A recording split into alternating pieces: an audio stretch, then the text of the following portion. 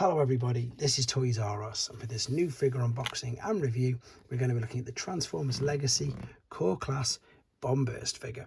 So what we're going to do in this video, we're going to unbox him live in a second, have a look at the entire contents of the packaging. We're then going to have a detailed look at him in both of his modes to help you decide how you want to display him. We're going to have a look at seeing how they've managed to get this core class figure compared with the original, because the original figure was of course two figures. We had the outer shell and the inner bot, which did also transform, so it's a clever amalgamation of the two. We can also, for a bit of fun, see how it compares to his Power of the Primes version. We can see how he looks and displays with some of the newer Pretender figures, again, that they've made in the same toy line, as well as looking at how he looks and displays with other figures from the same toy line as well. So as you can see, quite a bit to get through with this video. So as I start to pop all these back, I'd like to remind anybody who's not subscribed to this channel, if they'd like to hit that subscribe button for me now, please, because it really will help me out. And the other thing I need to do is thank Robot Recruits, which is the online store in the UK, which I purchased this from, because as you can see, they got him to me nice and safely. And if you're wondering why we've only just got him now, in the UK, for some reason, he was incredibly short packed everywhere. We didn't get him at all, so it's been a long wait, to be honest, to get hold of this guy, and I can't wait to open him up. So we've got the Legacy logo there. It makes a change. I'm not seeing Evolution written underneath it.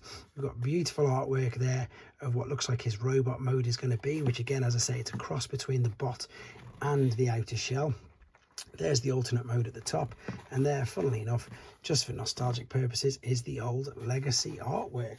Right, let's set him free and have a look at him. So yeah, as I say, in the UK, for some reason, him and Studio Series 86 Rumble, believe it or not, still hasn't made its way over here. So I know it's about a year or so late with this guy, so it's just great to finally be able to get hold of him, because they're doing quite a few Pretenders now, and it's just a great idea and a great concept.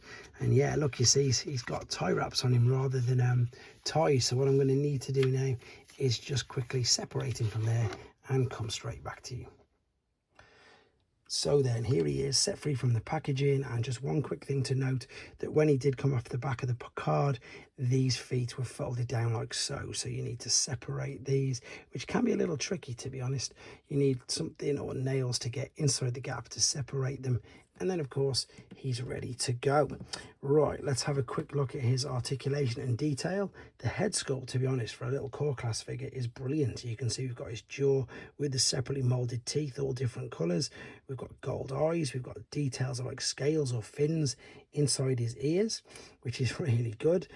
He's got articulation side to side, nothing more than that, because it's restricted by these huge shoulder pads, ball and sockets in the shoulders and in the biceps, so this gives you a swivel as well as a flexion. We've got waist swivel all the way around, ball and socket in the hips, ball and socket in the knees, and indeed we've even got ankle tilt and rock in the feet, which is crazy articulation for such a small figure, especially at this price point. The accessories as well, he's got a battle axe, which will double up as a blaster in the alternate mode, and then we've got these really, and honestly, quite ingenious wing accessories, because there they are, robotic wings for the jet, and there they are more of like bat wings, so they look a little bit more, I suppose, authentic or organic, whichever word you want to sort of go with it. So the other thing we can do is we can do a brilliant homage to this, which is of course the original Pretender shell. What we can do is we can fold this out, lift it up out of the way. What I'm going to do is I'm going to attach the battle axe via that little tab there first and foremost. I'm going to pop that in there like so, and then we're going to take these, we're going to attach these via the 5mm ports. Just bring them down ever so slightly like so, and what this will do is, from the front you can't tell, you can just think, oh, it looks like the wings, but because he's got the organic on the back of it, again, it's exactly that. Look, it's a brilliant homage to the original G1 Pretender, because that's what it looks like there with the organic wings on it. The other thing that's crazy as well, even with all that huge back kibble, he doesn't fall over, he just holds his position like so.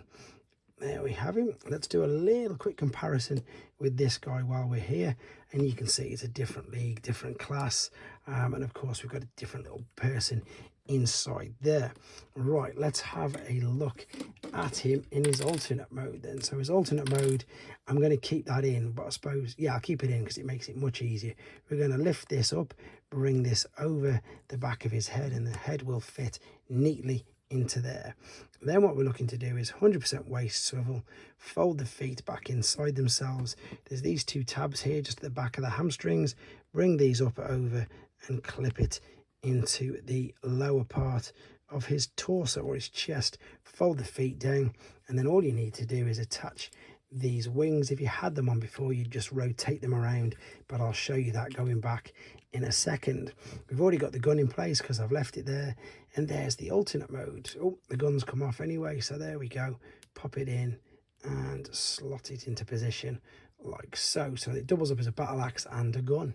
So here's the alternate mode from the inner bot, which again is brilliant. The only difference or main difference is that the rotor fins are on the underneath of the original, whereas they're at the top of this one. But you can see how clever and how close they've got the homage between them all.